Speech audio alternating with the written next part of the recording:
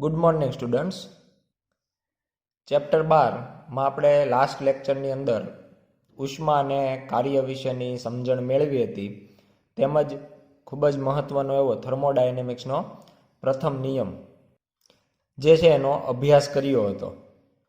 આજના લેક્ચરમાં આપણે તંત્ર અથવા તો પદાર્થ સાથે સંકળાયેલી એવી ખૂબ જ મહત્વની રાશિ જેને કહેવામાં આવે વિશિષ્ટ ઉષ્માધારિતાની ચર્ચા કરવાની છે. ઘણી વખત ઉષ્મા ક્ષમતા એવો શબ્દ પણ વાપરવામાં આવે. આ જે રાશિ છે એ આપણે ચેપ્ટર 11ની અંદર જે ઉષ્મીય ગુણધર્મો ચેપ્ટર છે એના અંદર પણ ચર્ચા કરી હતી કે આપણે ધારો કે કોઈ પદાર્થને ડેલ્ટા ક્યુ જેટલી ઉષ્મા આપવાના કારણે તેના તાપમાનમાં ડેલ્ટા ટી નો ફેરફાર થાય, અથવા તો આપણે એવું પણ કહી શકીએ કે તાપમાન ટી માંથી વધીને ટી પ્લસ ડેલ્ટા ટી થાય. એટલે ટૂંકમાં જૂનું તાપમાન અને નવું તાપમાન છે એનો તફાવત ડેલ્ટા ટી જેટલો હોય તો ઉષ્માધારિતા, જેને આપણે કેપિટલ એસ વડે દર્શાવીએ તો ઉષ્માધારિતા બરાબર delta Q by delta T. આ પ્રમાણે આપણે ઉષ્માધારિતા જે છે એની વ્યાખ્યા આપી શકીએ. એકમ પણ આપણે લખી શકીએ કે એનો જે એકમ છે ઉષ્મા માટે એસઆઈ એકમ તરીકે જૂલ અને તાપમાન માટે કેલ્વિન. અથવા તો જ્યારે આપણે ઉષ્માની વાત કરતા હોઈએ ત્યારે એ જૂલ કરતાં કેલરી એકમની અંદર માપવામાં આવતું હોય એટલે એકમ બનશે કેલરી પર કેલ્વિન. અહીંયા જે આપણે ઉષ્માધારિતાની વાત કરીએ છીએ એ પદાર્થના અથવા તંત્રના દળ પર આધારિત છે. ઉપરાંત તાપમાન પર પણ આધારિત છે. એટલે તાપમાન પર પણ આધારિત છે. એટલે ધારો કે આપણે કોઈ એક દ્રવ્યનો ટુકડો લઈએ, ધારો કે આપણે ઉદાહરણ તરીકે લઈએ કે લોખંડનો ટુકડો લઈએ, એનું દળ એમ છે, તો એના તાપમાનમાં ડેલ્ટા ટી જેટલો ફેરફાર કરવા માટે આપણે એને ડેલ્ટા ક્યુ જેટલી ઉષ્મા આપવી પડે. પણ જો આપણે એના કરતાં મોટો ટુકડો લઈએ એવો વિચારીએ તો આ સ્થિતિમાં આપણે કહી શકાય કે એનું દળ જે છે એ વધારે હશે. અને હવે આના તાપમાનમાં જે ડેલ્ટા ટી નો ફેરફાર કર્યો એટલો જ આપણે બીજા ટુકડા ઉપર પણ કરવો છે, પણ એનું દળ આના કરતાં કંઈક અલગ છે એમ ડેશ. એટલે દળ બદલાય તો એના લીધે આપણે એવું કહી શકાય કે આપવી પડતી ઉષ્મા પણ અલગ હશે. વધારે દળ હોય તો વધારે ઉષ્મા આપવી પડે, ઓછું દળ હોય તો ઓછી ઉષ્માથી પણ તમે એના તાપમાનમાં ફેરફાર કરી શકો. એટલે બંનેમાં સમાન તાપમાનનો ફેરફાર કરવા માટે જુદી જુદી ઉષ્માઓ આપવી પડશે, કારણ કે દળ જુદા જુદા. એટલે આપણે કહી શકાય કે દળ પર આધારિત છે. એ જ પ્રમાણે તાપમાન પર આધારિત એનો મિનિંગ એવો થાય કે ધારો કે કોઈ પદાર્થનું તાપમાન આપણે 14 ડિગ્રી સેલ્સિયસ હોય એમાંથી 15 ડિગ્રી સેલ્સિયસ કરવું છે. 1 સેલ્સિયસનો ફેરફાર જોઈ શકો તમે. એ જ પ્રમાણે બીજા પદાર્થના તાપમાનમાં આપણે 100 ડિગ્રી સેલ્સિયસથી વધારી અને 101 ડિગ્રી સેલ્સિયસ કરવું છે. તો અહીંયા આપણે તાપમાનનો તફાવત 1 ડિગ્રી જ લીધો છે, પણ 14 અને 15 ત્યાં એની જે ઉષ્માધારિતા હોય એ કંઈક અલગ હશે. જ્યારે એ જ પ્રમાણે 100 અને 101 ડિગ્રી સેલ્સિયસે આ જ પદાર્થની એ જ દ્રવ્ય છે, આ લોખંડ છે, એ જ પ્રમાણે બીજું જે પદાર્થ છે એ પણ લોખંડ છે, એટલો જ ટુકડો હોઈ શકે. અહીંયા જે સાઇઝનો ટુકડો લીધો છે એટલી જ સાઇઝનો બીજો ટુકડો હોય, પણ એકમાં 14 થી 15 કરવાનું છે, જ્યારે બીજામાં 100 થી 101 ડિગ્રી કરવાનું છે. તો એના માટે આપણે કહી શકાય કે બંનેમાં ઉષ્માધારિતા જુદી જુદી હશે. તો આ બે જે રાશિ છે એમાં આપણે પદાર્થ માટે, તંત્ર માટે એવી કોઈ રાશિ મેળવવી છે કે જે દળ પર આધારિત ન હોય, એટલે જથ્થાથી સ્વતંત્ર હોય.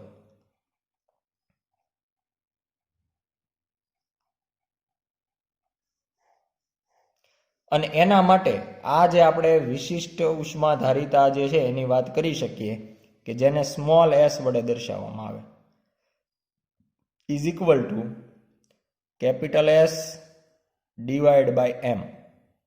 એટલે જે આપણને ઉષ્માધારિતા કેપિટલ એસ મળે છે એને ભાગ્યા જથ્થો એટલે કે એનું દળ. તો એના ઉપરથી જો આપણે એસની કિંમત અહીંયા મૂકીએ તો સમીકરણ બને ડેલ્ટા ક્યુ છેદમાં એમ ડેલ્ટા ટી. તો આ પ્રમાણે આપણે અહીંયા સ્મોલ એસ દ્વારા જે રાશિ બતાવી છે એને કહેવાય વિશિષ્ટ ઉષ્મા, અને ઘણી વખત એને વિશિષ્ટ ઉષ્માધારિતા પણ કહેવામાં આવે. એટલે બંને એક જ રાશિ છે, વિશિષ્ટ ઉષ્મા પણ કહી શકાય. એટલે આ પ્રમાણેનું સમીકરણ મળે. સાથે સાથે એકમની પણ અહીંયા વાત કરીએ તો એકમ તરીકે આપણે કેપિટલ એસ માટે જૂલ પર કેલ્વિન લઈએ જ છીએ.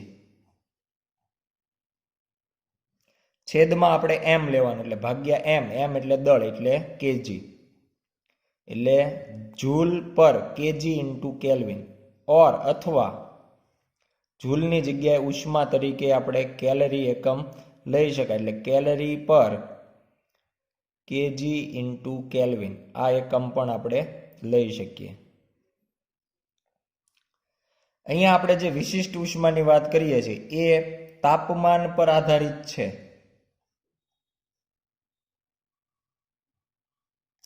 ઉપરાંત બીજી જો વાત કરીએ તો આપણો જે પદાર્થ છે એની પ્રકૃતિ પર આધારિત છે, એટલે એનું દ્રવ્ય કયું છે એના ઉપર પણ આધારિત છે એવું આપણે કહી શકીએ. આના માટે જો વ્યાખ્યા આપવી હોય તો આપણે વ્યાખ્યા માટે છેદમાં આવતી બંને રાશિઓને એકમ લઈ અને વ્યાખ્યા આપી શકાય કે પદાર્થના એકમ દળ દીઠ, પદાર્થના એકમ દળ દીઠ પદાર્થના તાપમાનમાં એકમ અથવા 1 કેલ્વિન નો ફેરફાર કરવા માટે આપવી પડતી જરૂરી ઉષ્માના જથ્થાને તે પદાર્થના દ્રવ્યની વિશિષ્ટ ઉષ્મા કહેવાય. એટલે એમ બરાબર આપણે 1 લઈશું એકમ દળ, તેમજ ડેલ્ટા ટી બરાબર 1 કેલ્વિન, એટલે માત્ર 1 કેલ્વિન અથવા 1 ડિગ્રી સેલ્સિયસ પણ ચાલે. 1 ડિગ્રી સેલ્સિયસનો ફેરફાર કરવા માટે જરૂરી ઉષ્માના જથ્થાને તે પદાર્થના દ્રવ્યની વિશિષ્ટ ઉષ્મા કહે છે. જો પદાર્થ અથવા તો તંત્ર તરીકે વાયુ હોય તો વાયુની અંદર આપણે દળ જે જથ્થો છે એ મોલમાં માપતા હોઈએ.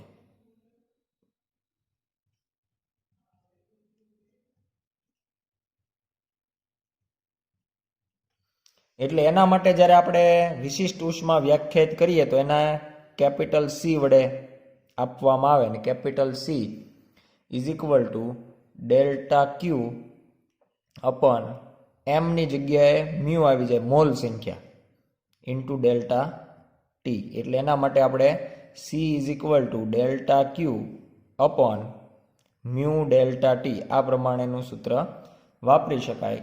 જો એકમ લખીએ તો ડેલ્ટા ક્યુ માટે જૂલ છેદમાં મ્યુ જે મોલ સંખ્યા છે એ મોલ સંખ્યા માટે આપણે મોલ એકમ જ વાપરતા હોઈએ, અને ઇન્ટુ ડેલ્ટા ટી એટલે તાપમાન, તાપમાન માટે આપણે કેલ્વિન એકમ વાપરીએ છીએ. અથવા જો બીજો એકમ લખીએ તો જૂલની જગ્યાએ ઉષ્મા ઉર્જા હોવાથી કેલરી આપણે લખી શકીએ કેલરી પર મોલ ઇન્ટુ કેલ્વિન. જો આપણે વ્યાખ્યા લખવી હોય તો વ્યાખ્યા અહીંયા લખી શકાય કે વાયુના 1 મોલ દીઠ તેના તાપમાનમાં 1 કેલ્વિન નો ફેરફાર કરવા માટે જરૂરી ઉષ્માના જથ્થાને તે વાયુની મોલર વિશિષ્ટ ઉષ્મા કહે છે.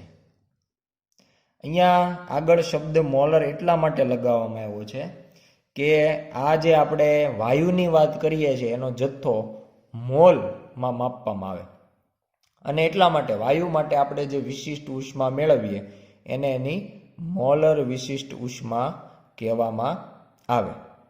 હવે આ મોલર વિશિષ્ટ ઉષ્મા જે છે એ બે પ્રકારની હોય. પહેલી જે છે એને કહેવાય અચળ કદે મોલર વિશિષ્ટ ઉષ્મા અથવા અચળ કદે વિશિષ્ટ ઉષ્મા, જેને CV વડે દર્શાવવામાં આવે. અને બીજી જે છે એને કહેવાય અચળ દબાણે મોલર વિશિષ્ટ ઉષ્મા અથવા તો ખાલી વિશિષ્ટ ઉષ્મા, જેને CP વડે દર્શાવવામાં આવે. એટલે જો આ બે જે અચળ કદ અને અચળ દબાણે મોલર વિશિષ્ટ ઉષ્માઓ છે એની આપણે જો વ્યાખ્યા આપવી હોય તો ઉપરની વ્યાખ્યા છે એમાં માત્ર અચળ કદ એવો શબ્દ જ ઉમેરવાનો રહેશે. તો પહેલા આપણે અચળ કદ મોલર વિશિષ્ટ ઉષ્માની વ્યાખ્યા લખવી હોય તો લખી શકાય કે વાયુના 1 મોલ દીઠ કદ અચળ રાખીને વાયુના 1 મોલ દીઠ કદ અચળ રાખીને તેના તાપમાનમાં 1 કેલ્વિનનો ફેરફાર કરવા માટે જરૂરી ઉષ્માના જથ્થાને તે વાયુની અચળ કદે મોલર વિશિષ્ટ ઉષ્મા કહે છે. એટલે આ બે જે શબ્દ છે એ માત્ર ઉમેરી દઈએ એટલે આપણા માટે અચળ કદે મોલર વિશિષ્ટ ઉષ્મા જે છે એ થઈ જશે. એ જ પ્રમાણે જો આપણે વાત કરીએ અચળ દબાણે મોલર વિશિષ્ટ ઉષ્મા, તો આના જગ્યાએ હવે આપણે વ્યાખ્યા એવી આપી શકાય કે વાયુના 1 મોલ દીઠ દબાણ અચળ રાખીને તેના તાપમાનમાં 1 કેલ્વિનનો ફેરફાર કરવા માટે જરૂરી ઉષ્માના જથ્થાને તે વાયુની અચળ દબાણે મોલર વિશિષ્ટ ઉષ્મા કહે છે.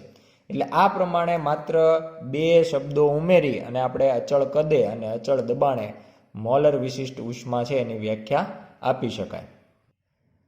તો હવે આપણે ચેપ્ટરની અંદર જોઈએ CP અને CV વચ્ચેનો સંબંધ. આ બંને જે વિશિષ્ટ ઉષ્માઓ છે એકબીજા સાથે કેવો સંબંધ ધરાવે છે. તો શરૂઆત કરીએ થર્મોડાયનેમિક્સના પ્રથમ નિયમથી.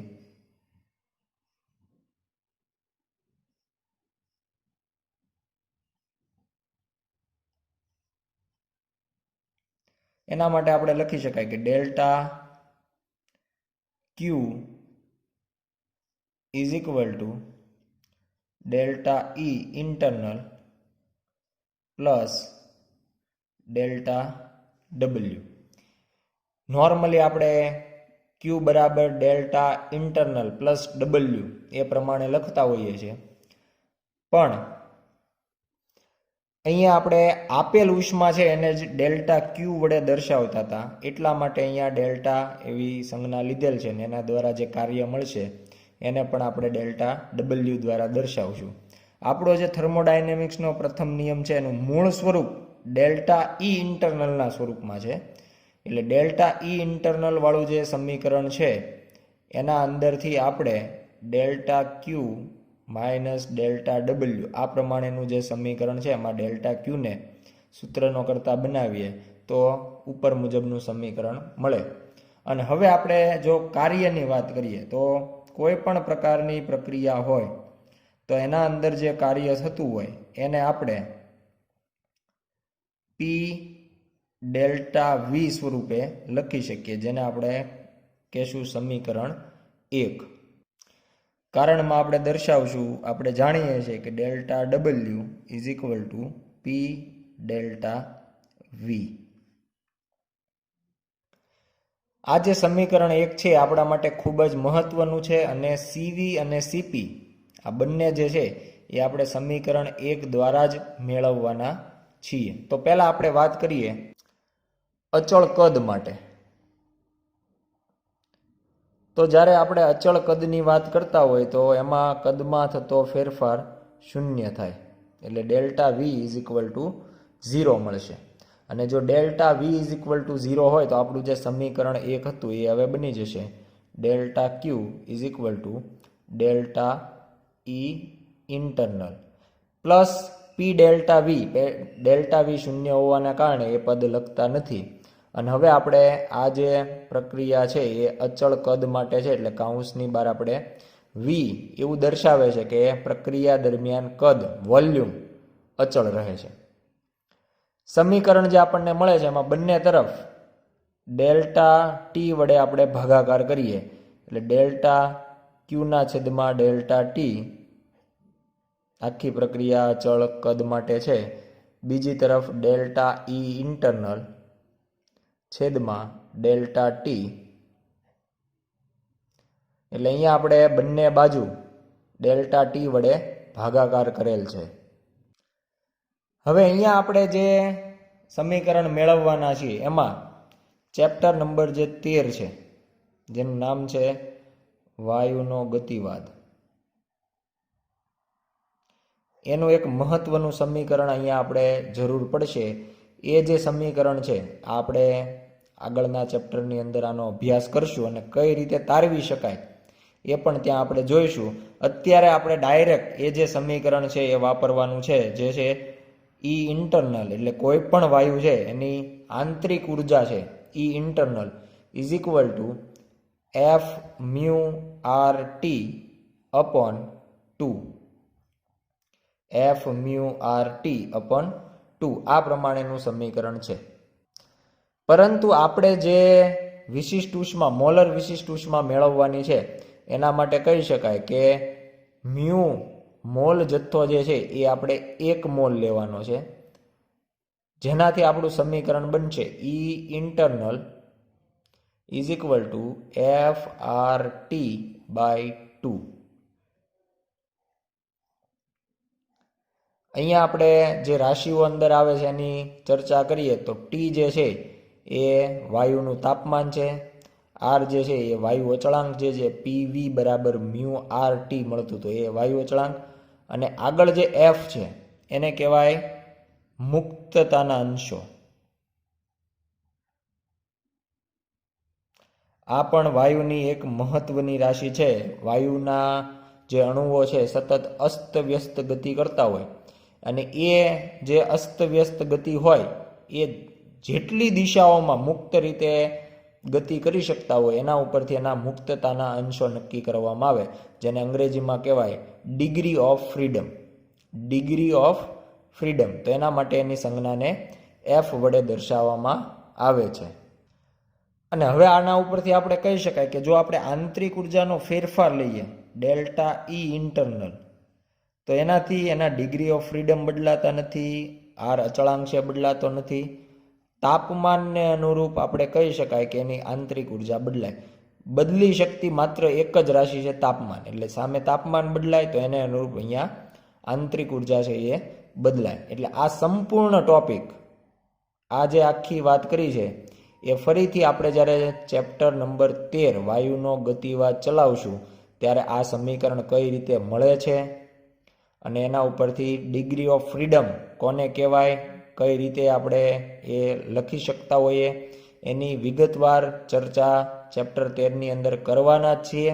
પણ અહીંયા આપણે આ સમીકરણની જરૂર છે એટલા માટે આ આખો જે ટોપિક છે અહીંયા આપણે ધ્યાનમાં લીધો છે. તો હવે આપણને જે આંતરિક ઉર્જા માટેનો ફેરફારનું સમીકરણ મળે છે એના ઉપરથી સ્પષ્ટ કહી શકાય કે તાપમાનના ફેરફાર પર છે અચળ કદ હોય કે અચળ દબાણ, કદ અને દબાણ સમીકરણમાં આવતા નથી, માત્ર તાપમાન જે છે એક જ રાશિ એના અંદર આવે છે.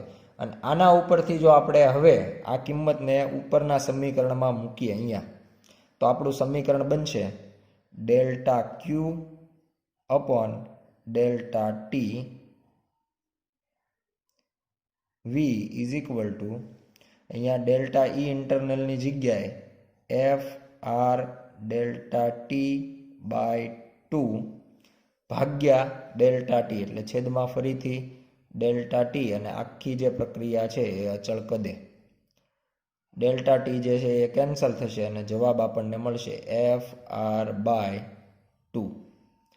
અહીંયા આપણે વાત કરીએ કે આપણે અહીંયા સ્પષ્ટ લખેલું છે કે આપણો જે મોલ જથ્થો છે એ 1 છે, એટલે જો અહીંયા મ્યુ લખવામાં આવે તો પણ એ 1 છે. અને હવે આપણે delta Q upon mu delta T, mu લખવામાં આવેલ નથી કારણ કે મ્યુ મોલ સંખ્યા 1 છે, એટલે ડેલ્ટા ક્યુ બાય ડેલ્ટા ટીને જ આપણે અચળ કદે વિશિષ્ટ ઉષ્મા કહી શકીએ, જેને કહેવાય સીવી, જેનો જવાબ આપણને મળે છે એફ આર બાય 2.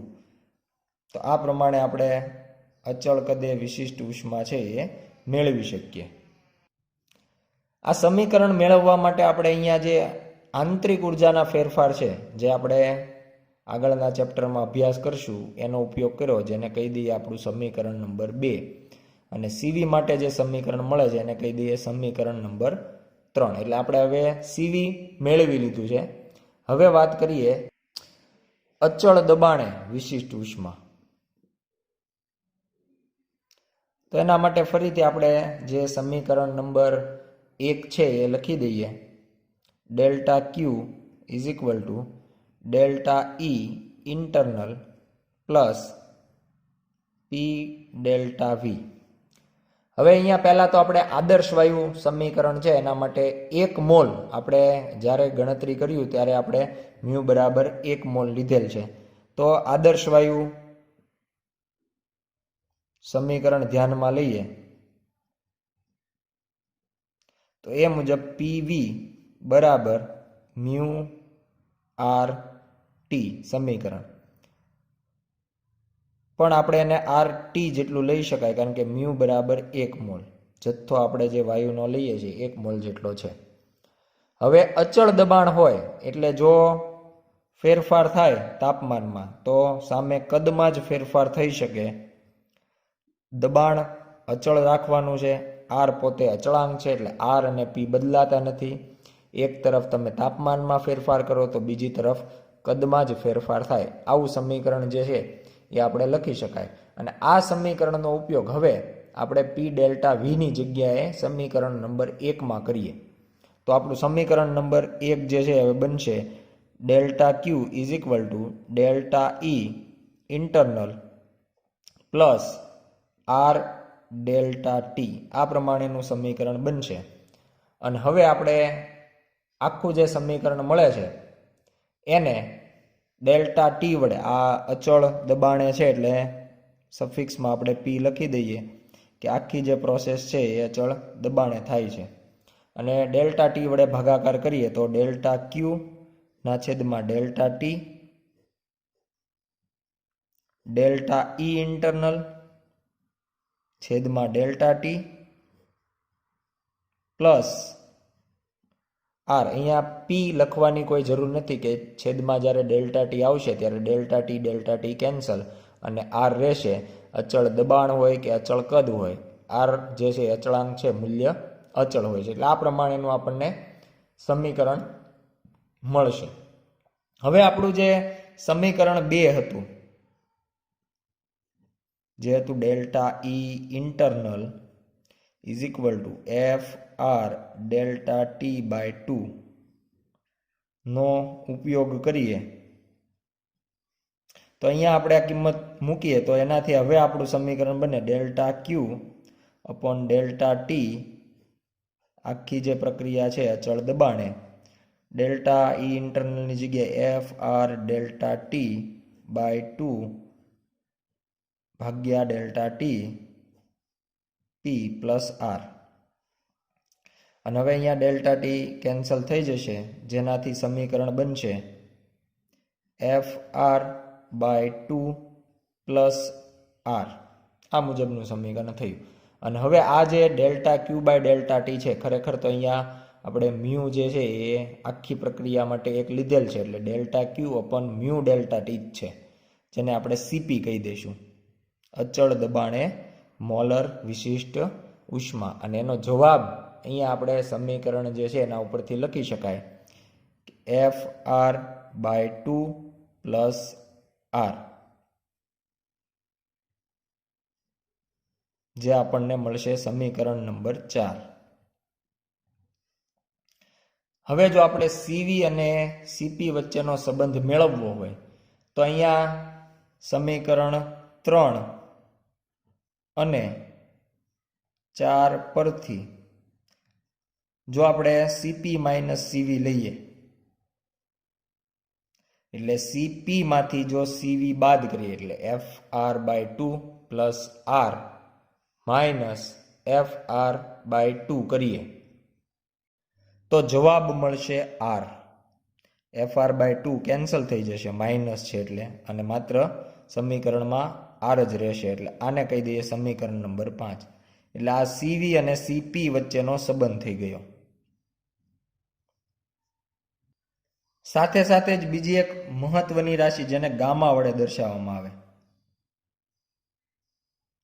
જેને આપણે સીપી ના છેદમાં સીવી એટલે કે અચળ દબાણે મોલર વિશિષ્ટ ઉષ્મા અને અચળ કદે મોલર વિશિષ્ટ ઉષ્માના ગુણોત્તરને ગામા વડે દર્શાવવામાં આવે, જેનું સમીકરણ આપણે લખીએ તો F R by 2 plus R, જે સીપીની વેલ્યુ છે સમીકરણ 4 મુજબ, ભાગ્યા સીવીની વેલ્યુ એફ આર બાય 2.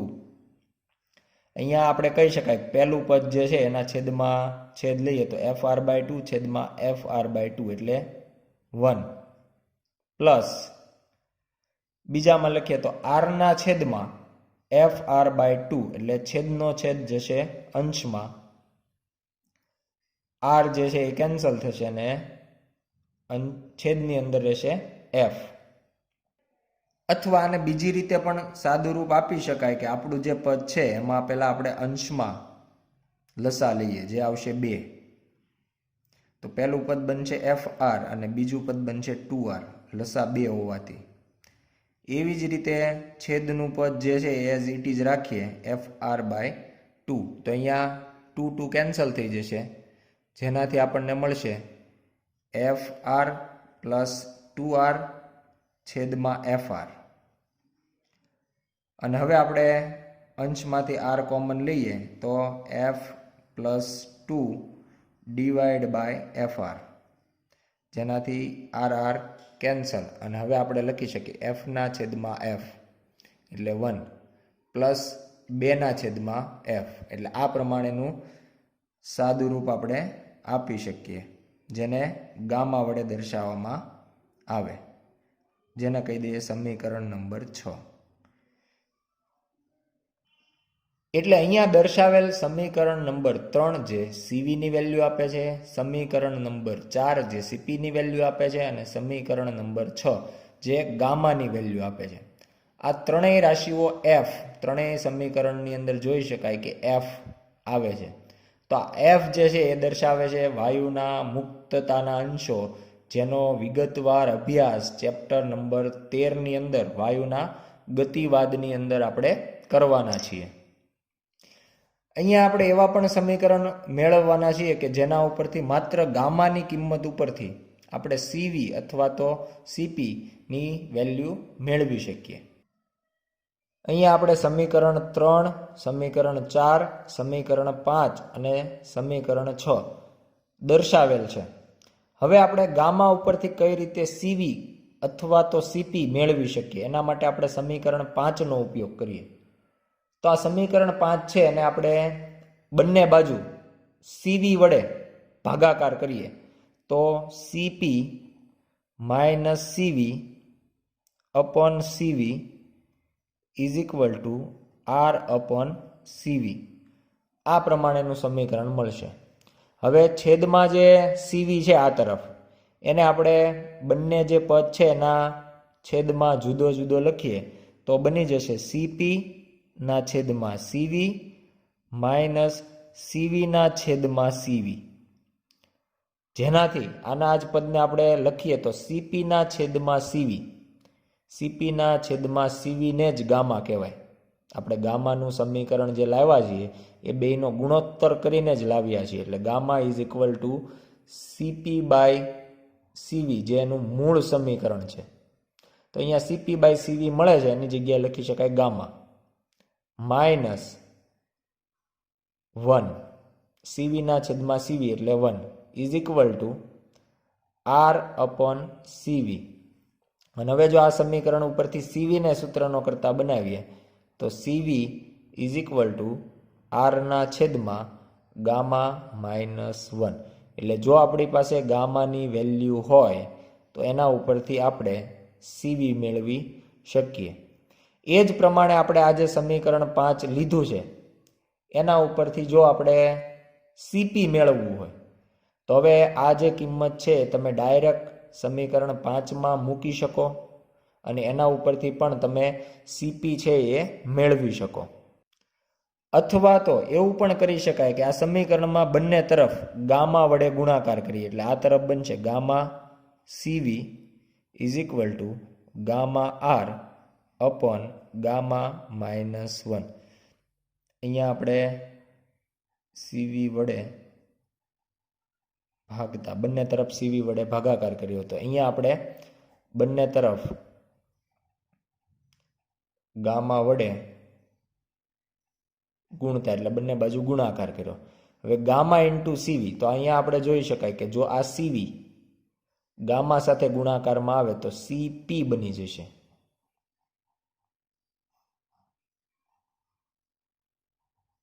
એટલે ગામા CV એને જ આપણે CP કહી શકાય. એટલે આ CP નું સમીકરણ મળી જાય. CP is equal to gamma R/ગામા માઇનસ 1.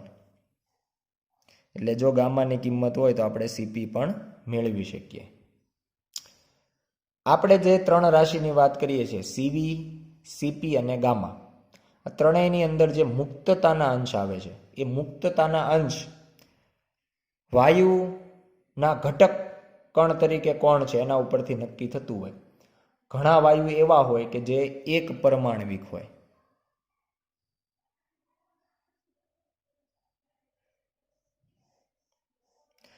દાખલા તરીકે હિલિયમ. તો હિલિયમનો એક અણુ બીજા અણુ સાથે જોડાયેલો હોતો નથી. એટલે એક જે આપણે એક પરમાણુ જે કહીએ એ એક પરમાણુનો જ બનેલો હોય હિલિયમ. તો આવા જે છે એના માટે મુક્તતાના અંશ બને 3. એ માત્ર રેખીય ગતિ કરતા હોય, એક્સ અક્ષ, વાય અક્ષ અને ઝેડ અક્ષના અનુલક્ષીને, એટલે મુક્તતાના અંશ 3 કહેવાય. આપણે જે મુક્તતાના અંશની વાત કરીએ છીએ એ ચેપ્ટર નંબર 13ની અંદર વાયુના ગતિવાદની અંદર ફરીથી વિગતવાર સમજવાના જ છીએ, પણ આપણે અહીંયા એફની જરૂર છે એટલા માટે આપણે સાથે અભ્યાસ કરવો જરૂરી છે. એટલે એક પરમાણવિક જે વાયુઓ હોય એના માટે મુક્તતાના અંશ તરીકે આપણે લઈશું 3.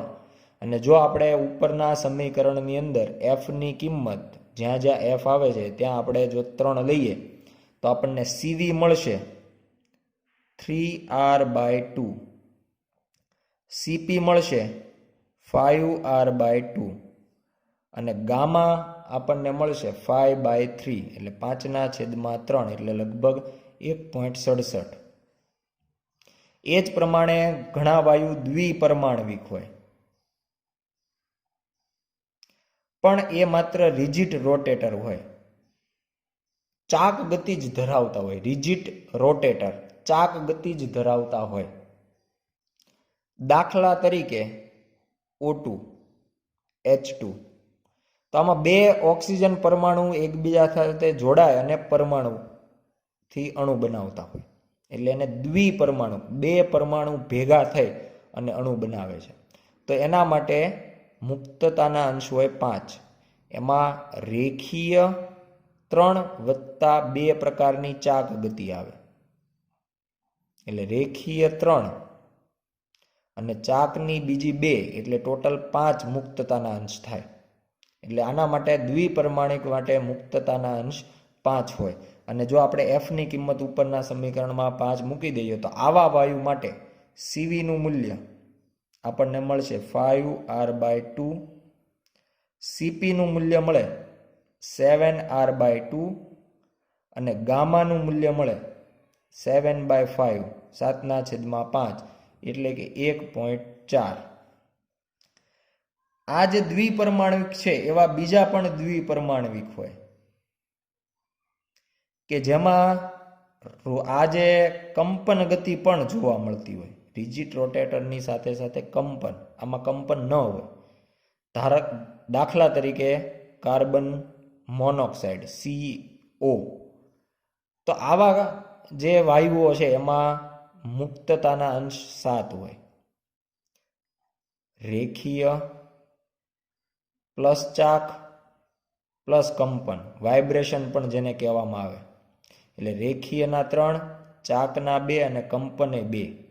આમાં રેખીય 3 લીધા, ચાક 2 લીધા, આમાં માત્ર રેખીય 3. એટલે એ પ્રમાણે ટોટલ તમે કરતા જાઓ તો એના ઉપરથી એના મુક્તતાના અંશ છે એ નક્કી થાય. એટલે દ્વિપરમાણવિક 2 પ્રકારના હોય. એક રિજિડ રોટેટર હોય અને બીજું કંપન ગતિ ધરાવતા હોય. કંપન માટે આપણે મુક્તતાના અંશ 7 લેવાના થાય. એટલે એના માટે જો સીવી લખીએ તો થાય 7r/2, સીપી લખીએ તો 9r/2 અને જો ગામાની વાત કરીએ તો એ થશે 9/7, 9/7, જેનો જવાબ મળશે 1.286.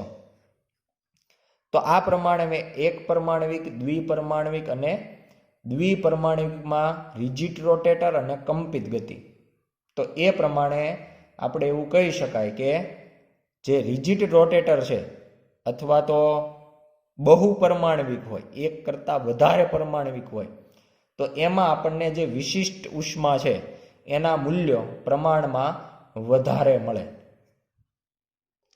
ત્રણેયમાં ડિફરન્સ એટલો આવશે કે આપણે આપેલી ઉષ્મા જો એક પરમાણવિક, દ્વિપરમાણવિક અને ત્રિપરમાણવિકને સરખી હોય તો આપણે આપેલ ઉષ્માના અહીંયા 3 ભાગ પડશે. એક્સ દિશામાં, વાય દિશામાં અને ઝેડ દિશામાં. એટલે એના 3 ભાગ. ધારો કે આપણે કોઈને 15 જૂલ ઉષ્મા આપીએ છીએ, ઉદાહરણ તરીકે લઈએ 15 જૂલ, તો એ જો એક પરમાણવિક વાયુને આપીએ, હિલિયમને આપીએ, તો એના 3 ભાગ પડશે. એક્સ દિશામાં 5 જૂલ, વાય દિશાની ગતિને 5 જૂલ અને ઝેડ દિશામાં જે રેખીય ગતિ 3 છે, એક્સ દિશામાં, વાય દિશામાં, ઝેડ, એમાં બધામાં 5, 5, 5 સમાન રીતે વહેંચાશે.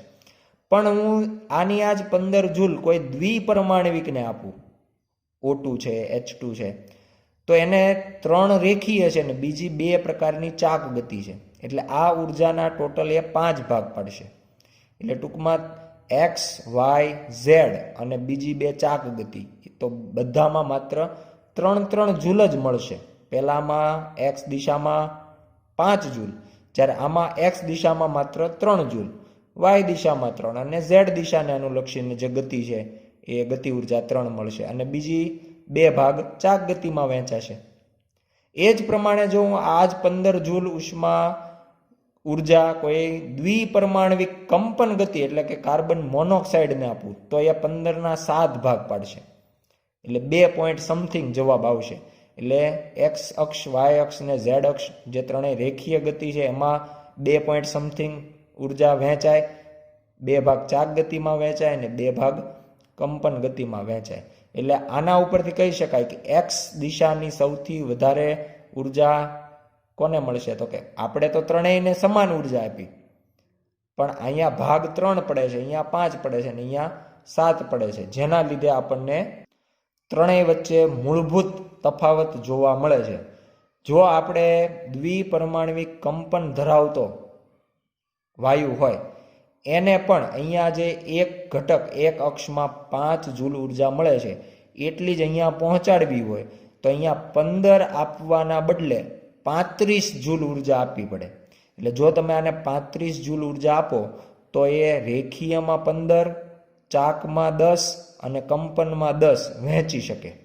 એટલે રેખીયમાં 15 આવે તો એક્સ અક્ષમાં આને જે 5 જૂલ મળતી હતી એટલી જ અહીંયા મળે. એટલે આના માટે આપણે તાપમાનમાં ફેરફાર કરવા માટે વધારે ઉર્જાની જરૂર પડે, એના કરતાં દ્વિપરમાણિક રિજિડ રોટેટરમાં ઓછી અને એક પરમાણવિકમાં સૌથી ઓછી. એટલે કે દ્વિપરમાણવિક જે વાયુઓ હોય અથવા તો બહુપરમાણવિક જે વાયુઓ હોય એના માટે વિશિષ્ટ ઉષ્મા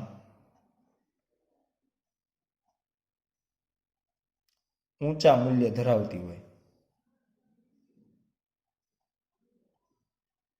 પણ આ માત્ર કોના માટે? તો કે જે દ્વિપરમાણવિક હોય અથવા તો બહુપરમાણવિક હોય. બહુ એટલે એક કરતાં જે વધારે હોય, ઘણા બધા ભેગા થઈને જે બનાવે છે એને આપણે બહુપરમાણવિક કહેતા હોઈએ છીએ. આભાર.